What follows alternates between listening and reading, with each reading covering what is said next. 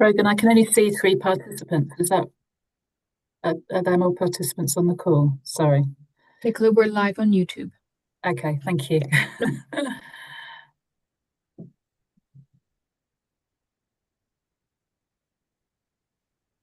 Okay.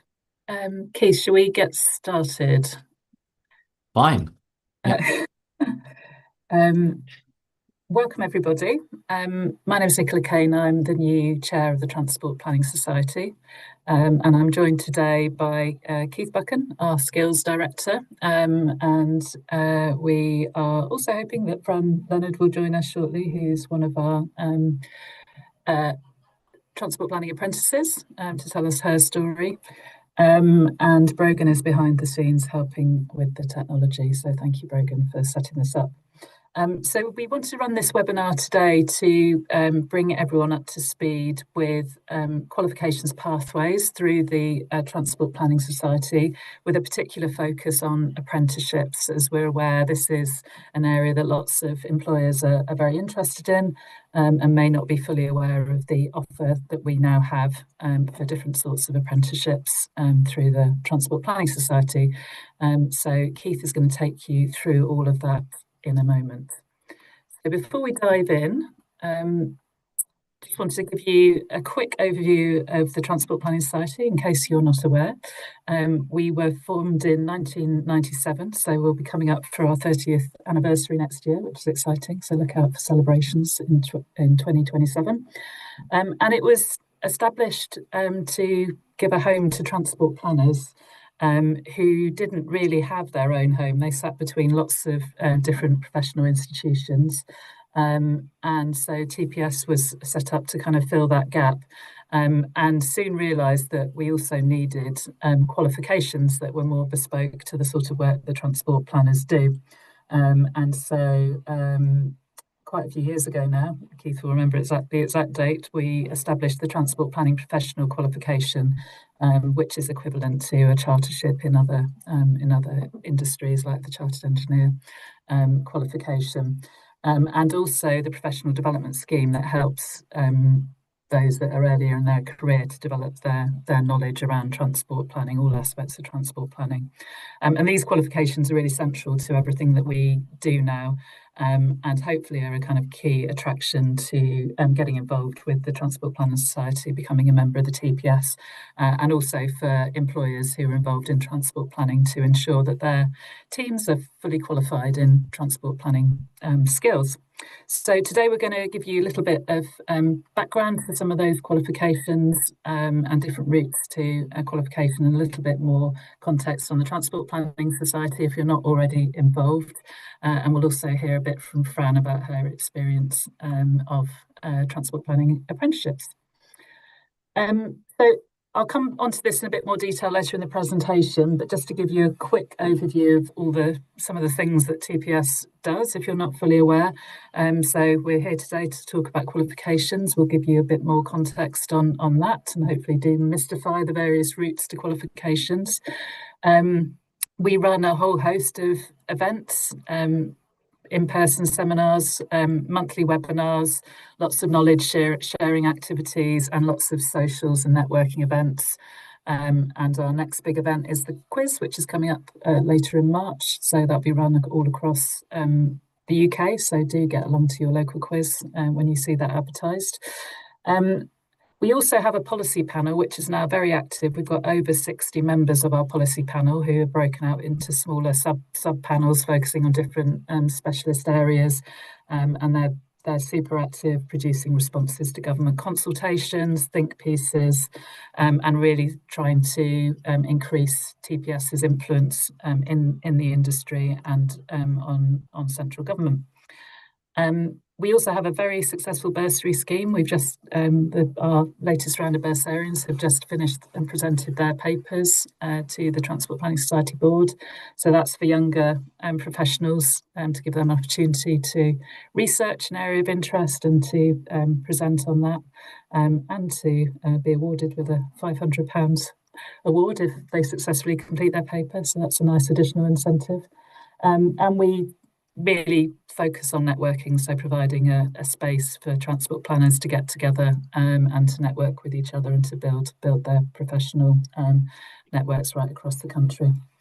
And last but not least, we have every year in the autumn, in November, we have a Transport Planning Day, and we're starting to plan for this year's Transport Planning Day. So do let us know if you want to get involved, and also if you want to nominate people for Transport Planner of the Year and Young Transport Planner of the Year, which is a great opportunity to celebrate success within the profession. So I'll say a little bit more about some of our activities at the end of the presentation. I'm now going to hand over to our Skills Director, Keith Buchan, who will give you an overview of the different pathways to qualification. Over to you, Keith. Thanks. If I could have the next slide. Thanks for that. Well, I'm going to say a few words to create a context and history. But before I do, I just want to say that and stress that all our skills and qualifications work is designed to be consistent with each other. So, for example, when we helped create the Level 3 apprenticeship and the degree apprenticeship, we worked very closely with other bodies too to make sure it was completely consistent with what we were doing at the time then in terms of our professional qualifications. So if you look at the Level 3 apprenticeship, you will see competencies, units, areas of knowledge and expertise. And if you look at the degree apprenticeship, you'll see those same areas of knowledge and expertise.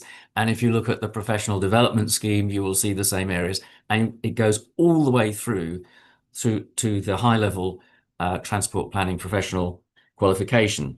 And that was very important to us because it creates a pathway, which I'm going to talk a little about in a minute. It creates a pathway that you can join at different stages, or you can go all the way through. I'm going to focus on apprenticeship a bit later on, but it creates a pathway that's consistent so that people can enter it and from any beginning can get to chartership at the end. And I think that's really quite an important point to make. So I'm going to start off with just a little bit of history and context, if I could have the next slide, Nicola. Yeah, so Nicola said that we were set up in 97, 98 as a society, and we started working straight away. And it took some time, actually, to define what's called the National Occupational Standard. And you can't create a qualification unless you do that first. And we finally, after actually quite a few years' work, I've got to say, completed that in 2007. And that enabled us to set up two things. First of all, the high-level qualification that, as Nicola said, is designed to be the equivalent of chartership in other professions, to set that up, but also to set up the professional development scheme, which would feed into that and create the kind of knowledge and experience base that is required to get the qualification. When we created it, we did seek partners to implement it. And just to explain, for the transport planning professional, we are in a partnership with CIHT to deliver that. They accepted joined us as partners. But for the professional development scheme, we operate that on solo. That's a TPS function that we do alone. So can I have the next slide, please? So obviously, just setting that those two wasn't quite enough for us, so we've carried on. And when the apprenticeship was first mooted, then we immediately got involved and worked with the employers on the Trailblazer group, really to create the content for the Level 3 apprenticeship, to ensure, as I said, that was consistent.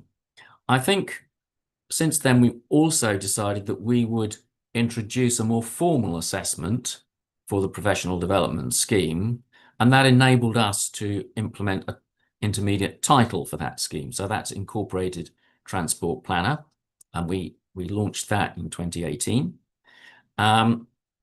After that, of course, CIHT, they had become, in the meantime, a chartered body themselves.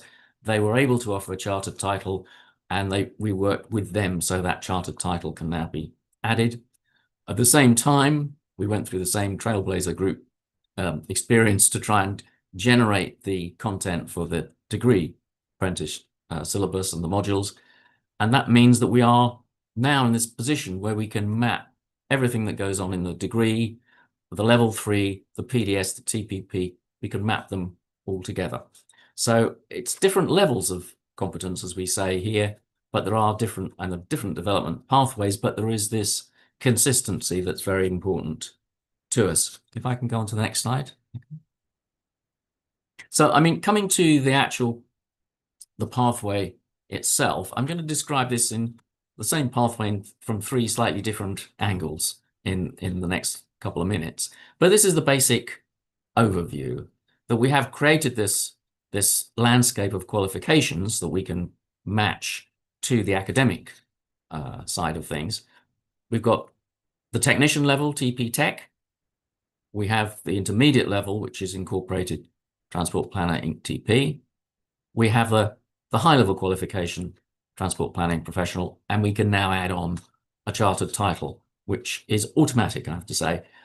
If you've got the TPP, you are entitled to, I think, pay a few quid extra and get the chartered title, but that's all you need to do. There's no further examination to get it.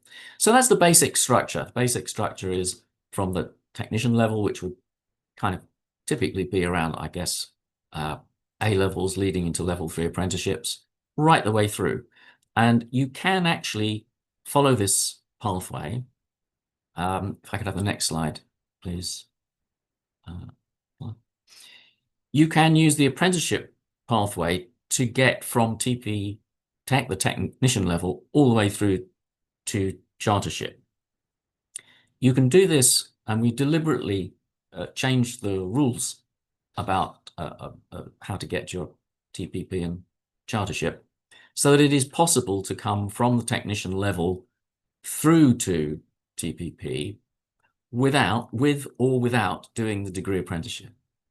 I think that's quite important because, as I say, it gives a flexibility to people, unlike Fran, who's had the benefit of going to going to Aston and doing a degree. But if you can't, it's not working for you, there are other means of support that we can get you on the pathway and get you through. So the basic apprenticeship pathway is there. You can do your level 3, then you can, as I say, do the degree if you like, and that will take you through to TPP. Now, if I could just have the next slide, Nicola. I wanted to also just give a little bit of detail on how the apprenticeship degree pathway works, because for lots of apprentices, this is a popular way to go.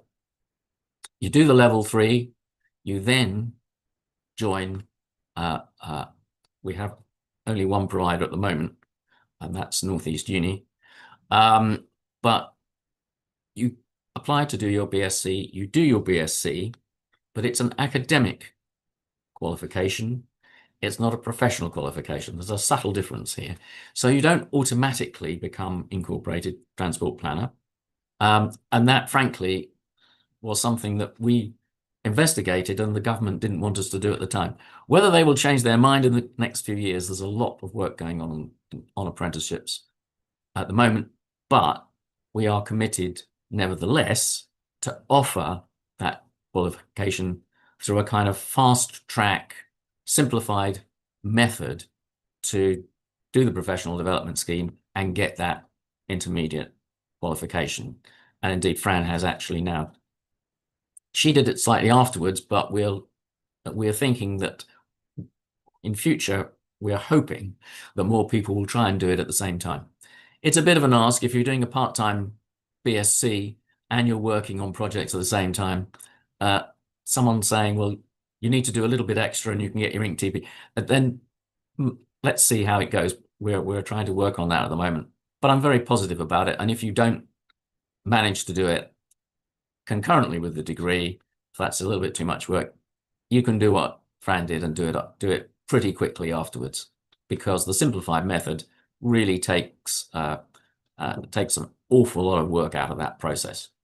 So I think, so I think really that summarizes, I think, what I wanted to say. I must say it is quite an advantage to be able to do the PDS in terms of getting a bit of practice on what the TPP is like. And of course, you don't have to establish your knowledge credentials. It's automatic. The PDS is the only one that does that. So next slide, please, Nicola. I'm going to finish. I have been talking about the PDS already.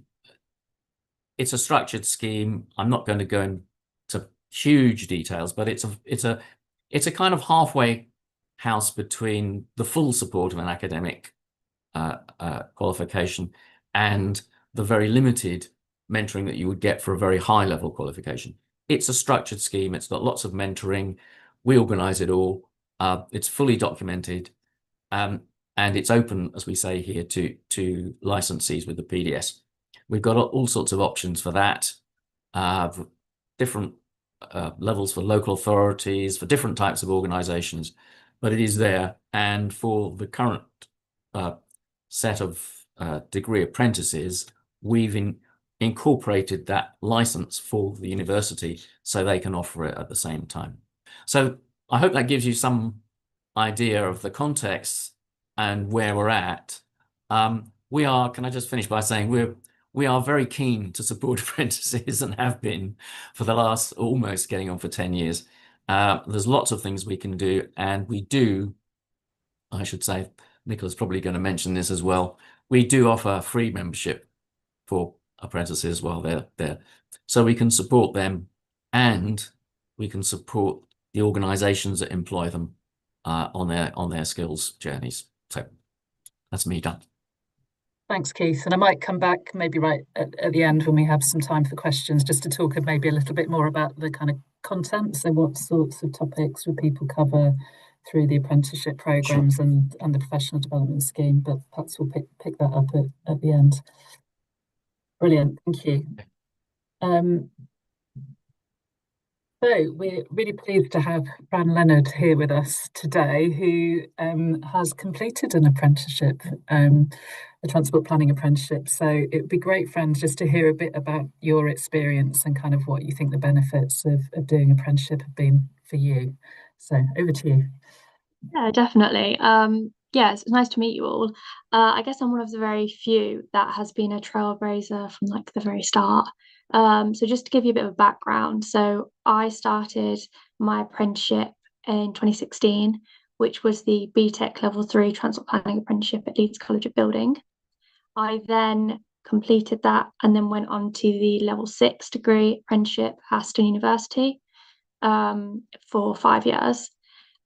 Which I then completed my endpoint assessment in April 2024, graduated in July 2024, and then I did my PDS to get my incorporated transport planner in March 2025.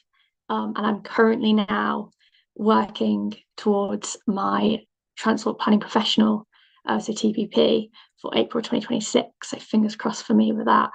So you can kind of see on the bottom there, I try and break down because it's quite a pathway to do. But I'd say what I found quite helpful for those that are doing the apprenticeship route, I know it's slightly different now with it being a shorter time and things have evolved since I did it, which is great to see.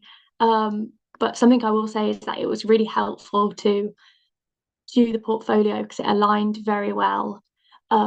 The PDS portfolio, I mean, it aligns really well with your endpoint assessment anyway. They do support one another, so that was really helpful to do. And also, I learned quite a lot while I was doing it, things that maybe I had missed through my apprenticeship. It's a really good way of becoming like quite a rounded transport planner. And I've also found that it's something that I am asked about when I'm going on different projects or working for different people. So it's a really good thing to do. So my big say for everyone is that you should do it. It's worth doing, even if it does feel like another thing to do, especially for apprentices, which you already feel like you have so much things to do. It's a great thing to do and get done at the time while you're already in that mindset of completing the portfolio parts. It's just a really good way of just while you're in that mindset, get it done. And it looks really good on the CV, and it just makes you a better transport planner by having it. So that is my big push, that you should definitely do it. I look forward to answering any questions if anyone does have any. But that is my story. So yeah. That's amazing. And it is, yeah, it's a big commitment, isn't it? So you came straight from what stage did you come into the technician I came apprenticeship?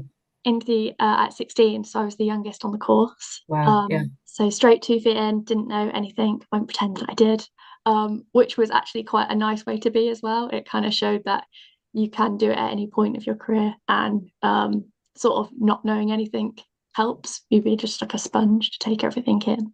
So yeah, yeah. And what attracted you to doing it in the first place? I really liked the idea of engineering, but I didn't know what engineering was. And so I was looking for apprenticeships and I fell into transport, which I think is how everyone falls into transport. I just meet someone that, said, oh no, I don't want to be a football player or a superstar. I want to be a transport planner. But yeah, I fell into it and it just turns out it was something that I loved, and I really like problem solving. And that's the big thing with apprenticeships and transport planning in general. It's essentially just, can you take a problem and can you come up with some solutions to solve it? And being fresh and new in the industry is, I think, is a perk to that as well. You're open to try new things, and it's great. And you've been working throughout that whole period. So Yeah, so how 10 does the years in work kind of September. complement? Yeah, that's a TFL, is that right? Arup. Arup, Yes. sorry, apologies. No, it's okay. Yeah, so 10 years Arup in September, all through Yeah, doing apprenticeships. I'm still an amazing. apprenticeship now. So so yeah, definitely if there's anyone that ever has any apprenticeship questions, I've done quite a few of them now. So That's incredible. there. Brilliant. Well, I think we'll come back with some more kind of a little bit more conversation about your experience and take any questions. But it's so helpful to hear directly from someone who's been right through that whole pathway. Yeah, hopefully you'll be able to move quickly onto you getting your chartered qualification next year, which is great. Yeah. Fab. And just to kind of build on that, this is a picture of one of the latest cohorts of transport planning technician apprentices who are also at Leeds College of Building. It's an all-female cohort, which I think is super exciting, all from Network Rail, I believe. So they're just starting their apprenticeship now. So I think sometimes photos kind of bring it to life, don't they? These are real people doing these apprenticeships and building their careers in transport planning. So yes, if you want to follow up and find out more, Keith, it's best to come through you, isn't it? At skills at tps.org.uk. Yeah, that's the catch-all. Yeah. Fab. Okay, so I'll just, whilst I've got the the audience, I'll just say a little bit more about TPS, and particularly how you can get more involved either as an individual or through your employer. So just a couple of things that we do that we thought might be of particular interest to people on the call. So I mentioned at the beginning, we've just finished the latest round of TPS bursaries, and I think we had 5 or 6 successful bursarians this last year who've done a variety of different papers on a variety of different topics, and awarded £500. I think we've given a little extra bonus to the winning paper as well. I actually did this right at the beginning of my career and found it a great way to kind of do a little bit of independent research, be able to present a paper to the TPS board, and also other TPS events. I know quite a few of the bursarians have submitted their paper to this year's Transport Practitioners meeting. So we really hope that maybe some of you on the call or some of you in your teams might be interested in applying for this year's bursaries, which will be opened sometime in the summer. So do look out for that.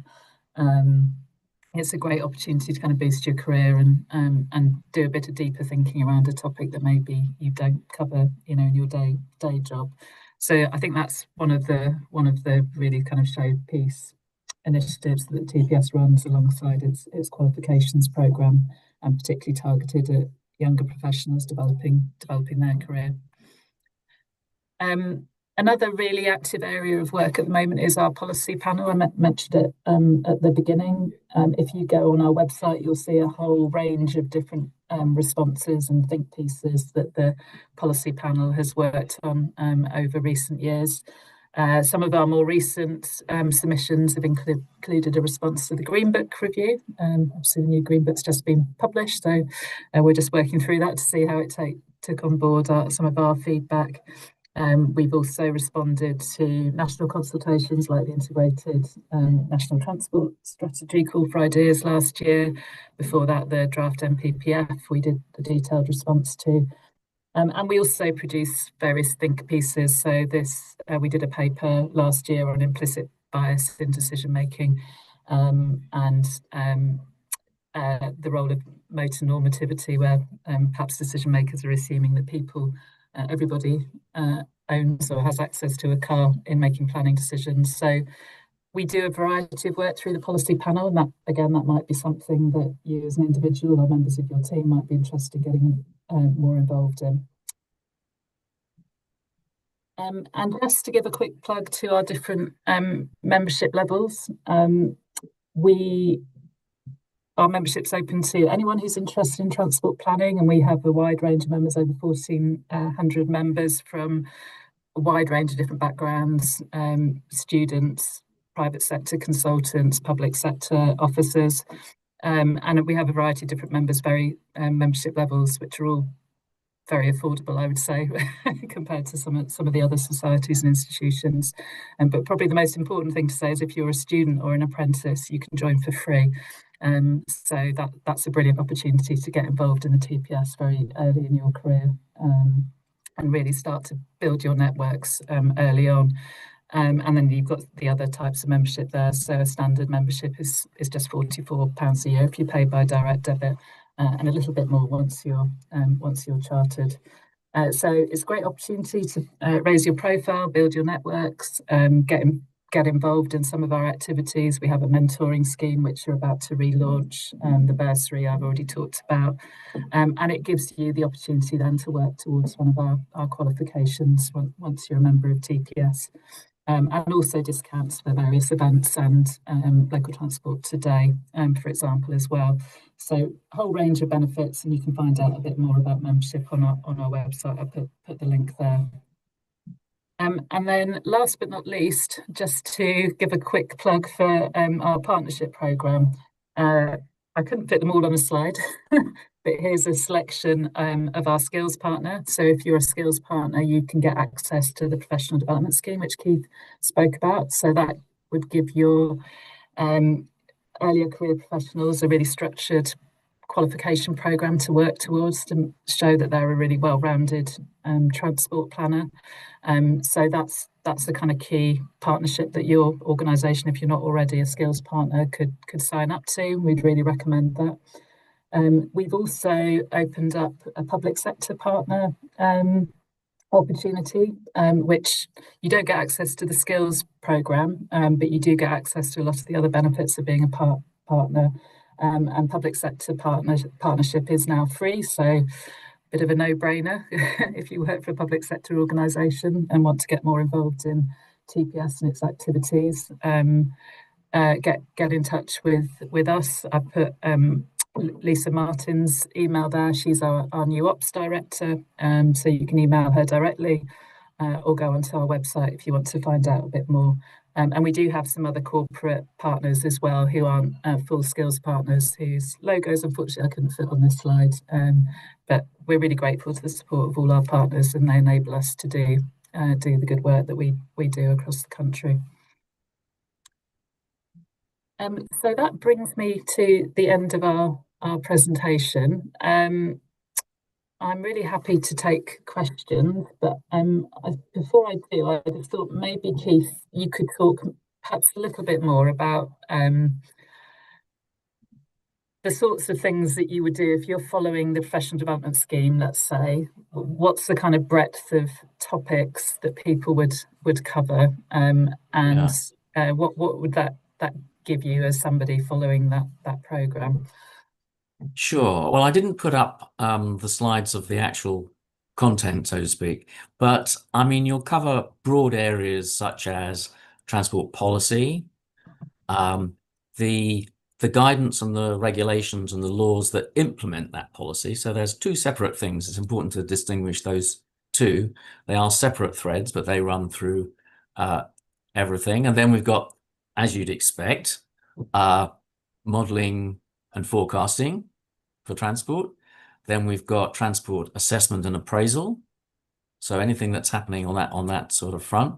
And of course, public engagement, not just the general public, but how to deal with different stakeholders involved, from community groups right the way through to the statutory undertakings, the big utility companies and all that. So there's that engagement.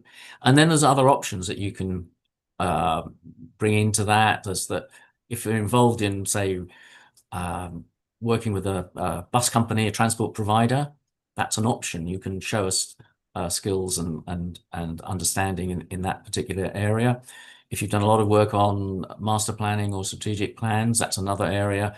And then there's a whole area of active travel and travel change as well. So I think there's a whole lot. You can be a generalized transport planner. The breadth is what we always say. You've got to have an open mind to be a transport planner, but we recognize that some people know a bit more in one area or another, and you're allowed to reflect that both in the professional development scheme, where there are options for completing it, and also in the TPP, where there are also options for completing, but it's a bit tougher. You have to have done a more than to get your PDS Inc. TP, as you kind of expect.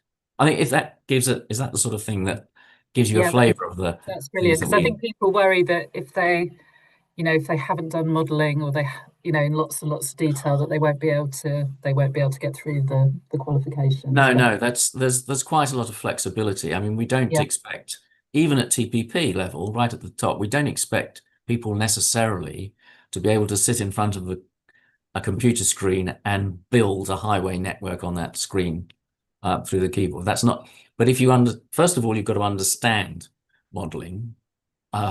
If anybody does understand it, you've got to understand modelling, but also you've got to know about how to generate inputs to the model, land use planning data, and how that affects the model. So you don't actually have to be able to actually build one, but you do have to understand it, and you have to have a bit of practical experience for TPP, practical experience of handling the inputs and outputs. For PDS, you just have to know about it, and you can choose another option. It's as you'd expect. It gets tougher as you go up the scale towards TPP. That's great, thank you, Keith. And Fran, how did you find that the stuff you were doing on your apprenticeship and now through your PDS kind of fitted with the sort of project work you were doing? Definitely supported, and they help push you to broaden your project experience as well, because I think it's quite easy for an apprentice to get pigeonholed early doors, and you don't want to do that. You want to be as broad and have exposure to almost find out what you like and what you don't like. And it's great to have a niche, but it's also great to be able to hold a conversation with a variety of transport planners and still be able to hold your own in it, which is one of the best points of this qualification, really, is showing you are broad. So it kind of gives you more. So it sort of gives you more confidence, even in areas that maybe aren't your sort of area of technical expertise or sort of specialist area. And challenges you to learn more then as well, which is really good. That's great. So I have had a question in the chat. So I don't know, it's Shirley K5972. He says, I understand you need an employer to sponsor you if you go through the apprenticeship route. If you can't find an apprenticeship or an employer to sponsor you, is there a part-time degree option? At the moment, my understanding is that the only part-time degree option offered is the apprenticeship degree, and it has to be linked to an apprenticeship. And the reason for that is the integration of the work projects with the degree itself. I'd also say that the current one to come into the degree, because it's been shortened from 5 5 years, which Fran did, to about 3 and a bit. It's a big ask if you haven't done the level 3. If you've done the level 3, it's a great transition through. If you haven't, it is difficult. I guess in response to the question, I would say there are other ways into the transport planning pathway.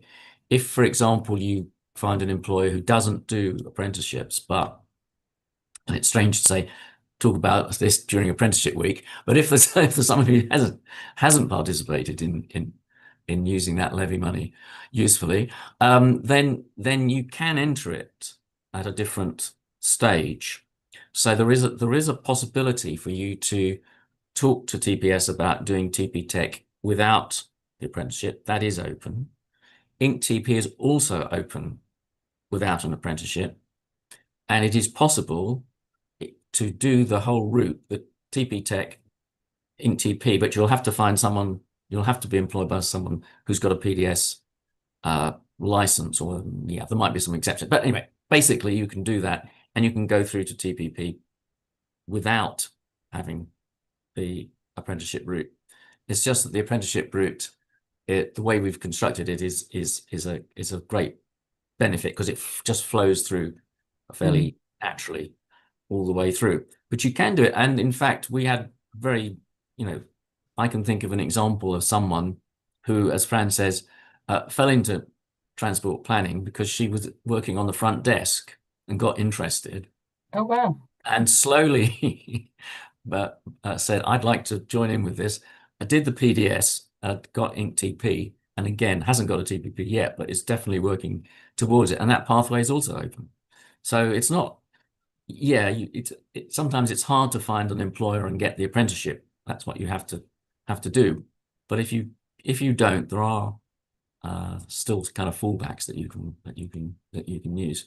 I hope that's a little bit encouraging, but do try and find an apprenticeship with an employer. And we hope there are some employers on the call who'd be interested in offering apprenticeships as well. Great. And presumably, Shirley can contact you directly, Keith, if she needs a bit more information. Yeah. Skills at tps.org.uk. .org.uk. That's brilliant. Great. And what about employers who are interested in maybe exploring the apprenticeships a bit more and seeing which might be most relevant for their staff? What's the best way of doing that? Should they go straight to the provider or via us, Keith? Well, I think they can do either, really. I mean, the Fran knows this, that the Leeds College of Building are terrifically positive and active on this front. So I would think they're going to be nothing if not helpful, and we talk to them. And in fact, the all-female cohort that you spoke to, the skills team spoke to them last week. So we're in active contact. So if you contact us, we'll probably, for the level 3, we'll talk to Leeds, and indeed Chichester are just coming on stream. And if you talk to them, they'll probably get you to talk to us. So it's that, that's the way to do it. But feel free to contact us, definitely. And on the employer side, I mean, I really do think that the employers that are doing this at the moment, quite a few local authorities do it, as well as private sector, they do find it really beneficial in terms of having someone on the team, expanding their skills, and as I say, making use of the levy opportunities. And how much of the course is kind of in person, and how much is done remotely? It varies. That's the thing. I think Fran's experience at the degree and at Leeds. Well, Fran, you can talk about it, but it was block release, wasn't it, basically? Yeah, so both of mine were block release. I was in Leeds for 2 weeks every couple of months, and then for Aston Uni, it was a week a month. But I know it's all changed. You're not based in the north, are you? Are you based in? Yeah, I'm based in Birmingham. So for Aston, I was local, but for Leeds, yeah, they put you up in accommodation, and which is quite a cool experience, really, to be in a different city as well, and around other transport planners from all over the country, which is really good at building your network really early, because it means now I'm still in contact with people on my course, and it always gives you it's just nice to have familiar faces across country because we work across country as well. Brilliant. So yeah. That's such a benefit, isn't it? That Yeah. it's sort of easily I, overlooked. I think it's great, but I should add that both the Chichester and the Northeast Uni are going, they are having boot camps, as they're calling them. But there's a bit less block release. It's more net based, which is one of the reasons that we're trying to integrate the PDS a bit more with the Northeast Uni, because it's shorter, there's less face to face, and we want to make sure that people are getting the full benefits of studying transport planning. So it's a very active area, but I just wanted to add that little bit in, because things are moving all the time, and of course, web-based stuff is always expanding. And I'm right that they're opening up, the course starts at different times of the year, so you don't have to wait till They September. are. We think that's we think they've probably slightly underestimated the starting up the course in the first place. And they did open it up for a January intake as well as October, and they haven't taken anybody on at that stage. But they're going to have another go in April to allow greater flexibility in this. So I think they're a very interesting bunch, and they've got new ideas there. They've imported some of them from the USA, which is where the institution originates. So I think it's something we've got to keep in touch with and work with them to see how it goes. I think it's a really interesting move, and we're very happy that they stepped in. Fab. No, it's exciting, isn't it? It's nice to have. We've now got a bit more of a choice of people, depending on where they want to be and how they want to study, which is fantastic. Okay, I can't see any more questions, so I suggest we start to wrap up now. Fran, do you want to give your final sales pitch to anyone listening that might be thinking about either doing an apprenticeship themselves, or employers who might be thinking about putting people through an apprenticeship? What would you say to them? Definitely. For employers, I'd say make use of the levy money and you won't regret taking on an apprentice. It's great to see and nurture someone from the very start, and you can mold them into what you need in your team, which is incredible. And it gives a young person an opportunity, which they might not have had otherwise. So please do.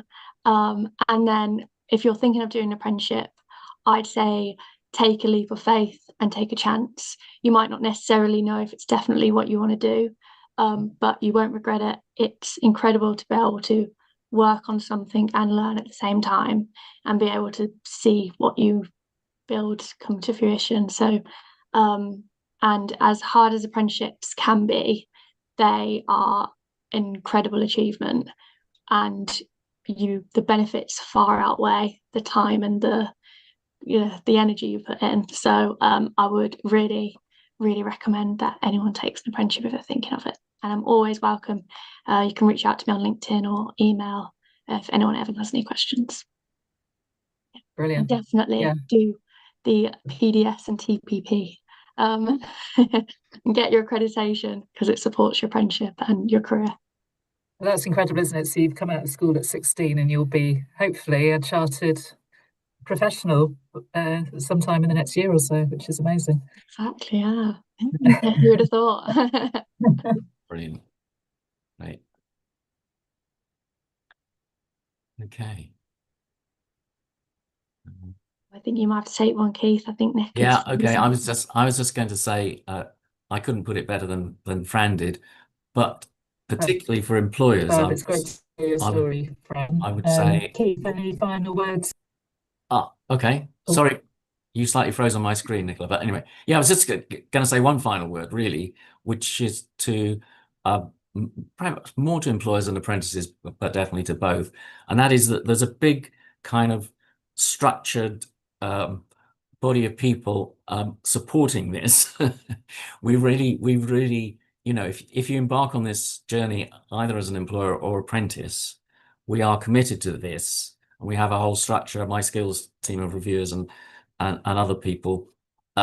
We are in the background working to make this whole system work. So I think be reassured that it's something that we're very committed to.